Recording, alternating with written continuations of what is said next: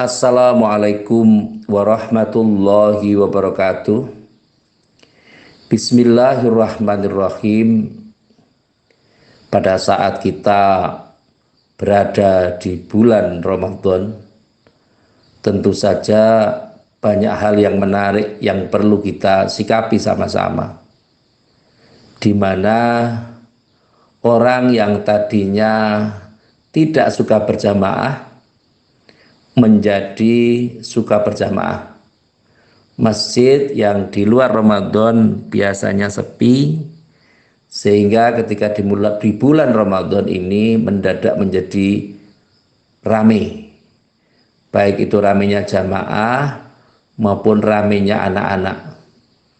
Di saat orang lain itu di luar Ramadan jarang untuk bersedekah, tetapi ketika masuk di bulan Ramadan jadi rajin bersedekah.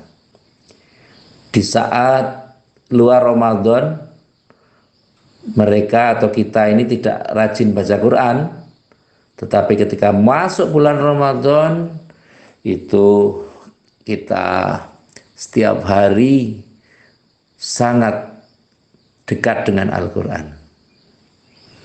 Tentu ini harus kita syukuri bahwa memang ada hal-hal terpenting yang perlu mendapat perhatian dari pribadi kita. Tidak boleh misalnya kita mengkondisikan sesuatu sama dengan diri kita. Ya, kalau kemampuannya kita ini masih rendah, ya jangan berpikir tentang sesuatu yang di luar batas kemampuan kita. Kita berpikir sekemampuan kita saja. Ma yudrokukuluh la yudrokukuluh. Jadi kalau kemampuan kita seperti itu ya kita laksanakan saja. Kalau belum bisa 5 waktu, ya tentu ya 4 waktu atau 3 waktu. Karena memang apa? Ya kemampuan kita kan juga tidak sama dengan orang lain. Kadang orang lain kalau bersedekah 500.000 itu sedikit.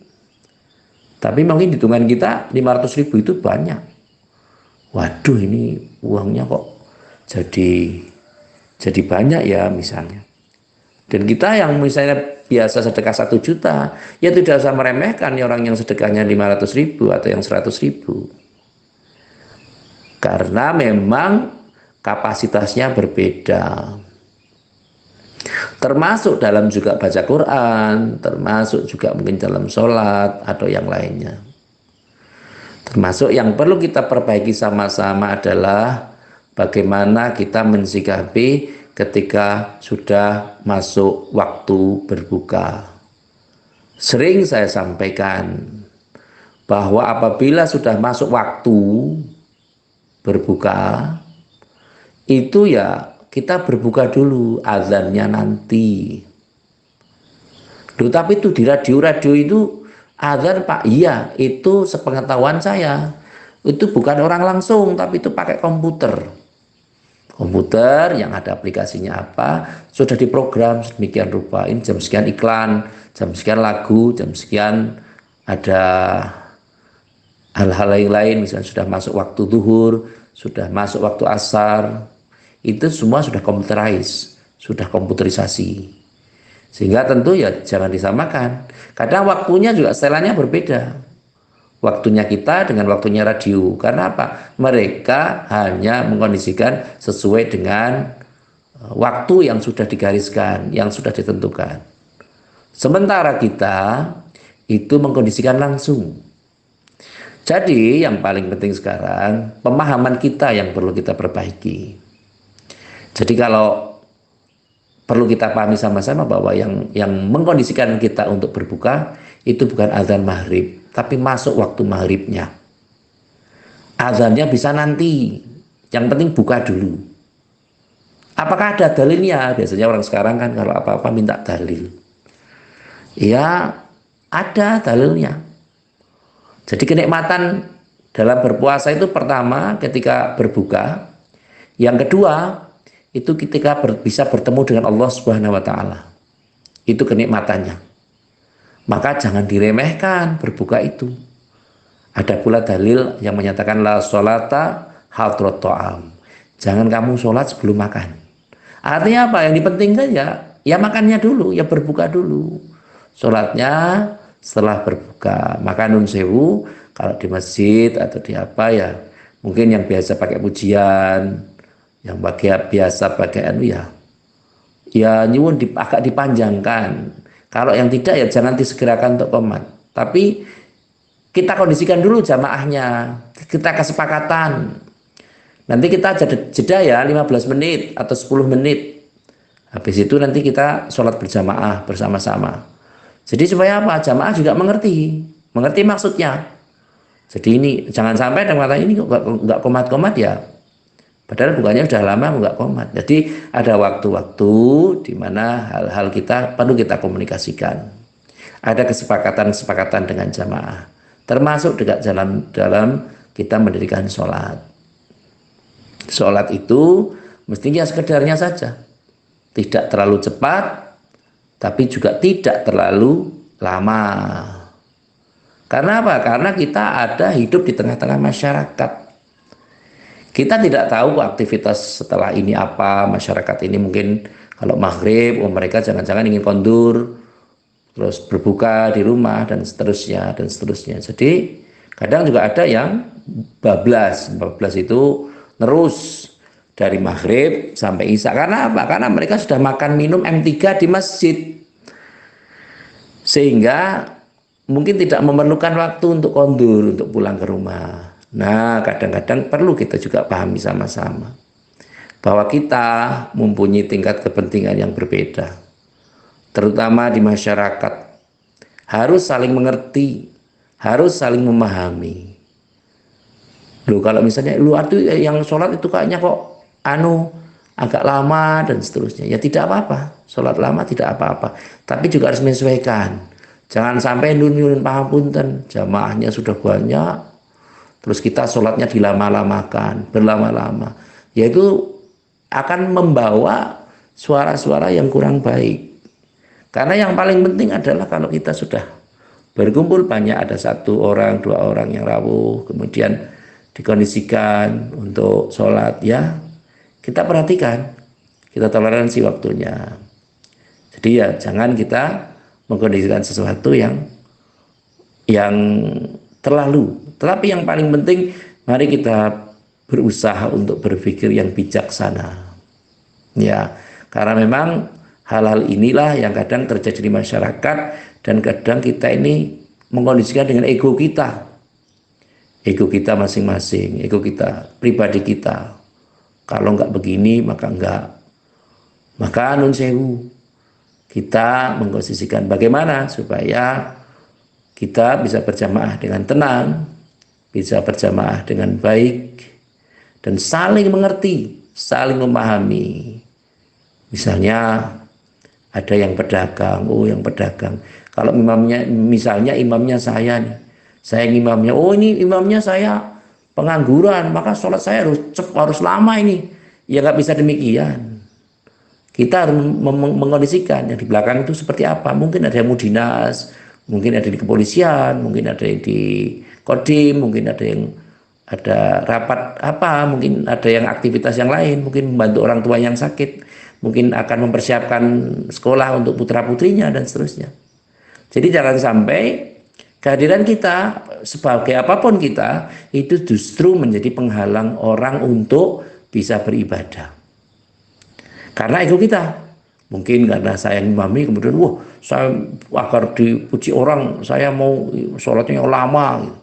Rakaat pertama misalnya maghrib Al-Baqarah, rakaat kedua Al-Baqarah lagi, rakaat pertama 1 sampai 50, rakaat kedua ayat 51 sampai 100 misalnya. Ya itu berarti kita tidak tahu jamaah kita. Mohon kedepannya mari kita hidupkan tanah yang kebersamaan, saling memahami. Kalau memang misalnya kita tahu dalam satu medan tertentu, misalnya saya berada pada masjid yang sama sekali belum pernah saya datangi, ya tentu saya harus menyesuaikan. Karakter masyarakatnya, karakternya seperti ini. Masih ada yang orang yang sholat atau tidak. Kalau memang misalnya tidak, Ya kita datang ya qobliyah saja, qobliyah atau tahiyatul masjid biasanya. Tapi ketika kita di tengah-tengah qobliyah masjid atau tahiyatul masjid, kebetulan kita qomat, ada yang qomat, ya sudah, kita selesaikan saja. Sholatnya ya kita hentikan saja. Karena apa? Karena kita memahami, oh ini sudah ada seruan qomat. Artinya apa? Ya kita datangnya kan, kita niatnya kan sholat tahiyatul masjid. Sementara qomat itu menandai sholatnya, sholat wajib. Jadi ya kita anu saja, kita selesaikan saja. Artinya kita batalkan sholat kita. Ya, kita ngejar jamaahnya.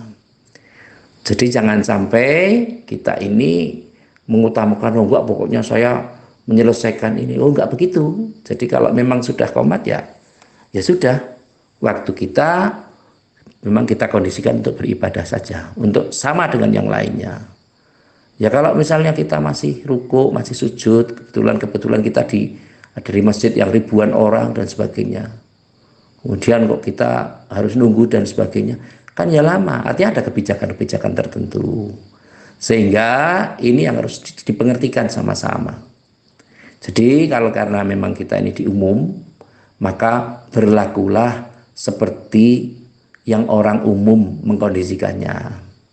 Sehingga tidak ada hal-hal yang menjadi ganjalan. Jadi sholat itu tidak menjadi problem atas kehidupan kita. Bismillah, dalam hal ini mari kita upayakan sama-sama untuk memberikan penjelasan pada pihak-pihak tertentu. Mari kita basul masail, ada tanya jawab, kita jadikan apa, referensi apa gitu. Kalau tahu hadis dalilnya kita sampaikan. Tapi nun sewu, jangan libatkan kalau dalam upaya-upaya untuk ini, jangan mengatakan menurut saya. Nah, tinggal kita mengetahui. Tapi hal ini juga ada kode etiknya, ada adabnya. Nah, monggo ketika seperti itu, maka menyesuaikan sajalah yang enak. Jadi kalau kita bisa menyesuaikan dengan kondisi-kondisi yang ada di masyarakat, itu akan lebih baik. Jangan kita memaksakan sesuatu yang tentu kalau kita paksakan itu madaratnya jauh lebih banyak daripada manfaatnya. Dan itu tidak baik. Dulu kita ada budaya beduk, ada budaya adzan, ada budaya pujian, monggo dikondisikan saja.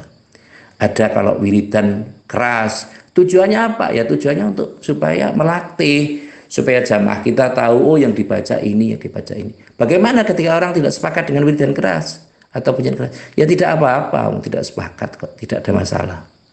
Yang sepakat ya kita lakukan, yang tidak sepakat ya kita hormati. Insya Allah dengan kondisi seperti ini, maka kita akan dikondisikan sebagai orang yang bijaksana dan mampu mengatasi segala permasalahan tanpa harus membuat permasalahan yang baru. Yang terakhir, seperti biasa, mari kita doakan pada diri kita, keluarga kita, dan saya mengajak kepada semuanya, mari kita upayakan bermunajat kepada Allah Subhanahu wa taala. Semoga semua atau seluruh kesulitan yang ada pada kita, baik yang kecil maupun yang berat atau yang besar, semoga diselesaikan oleh Allah Subhanahu wa taala. Amin Allahumma amin. Terima kasih kepada semua pihak yang telah membantu terselenggaranya acara ini. Semoga adanya acara ini kita bisa lebih bermanfaat dan semoga kita digolongkan sebagai umat yang bertakwa di sisi Allah Subhanahu wa taala. Amin Allahumma amin. Terima kasih atas segala perhatian dan mohon maaf atas segala kekurangan. Saya akhiri wallahul muwaffiq ila aqwamit thoriq. Wassalamualaikum warahmatullahi wabarakatuh.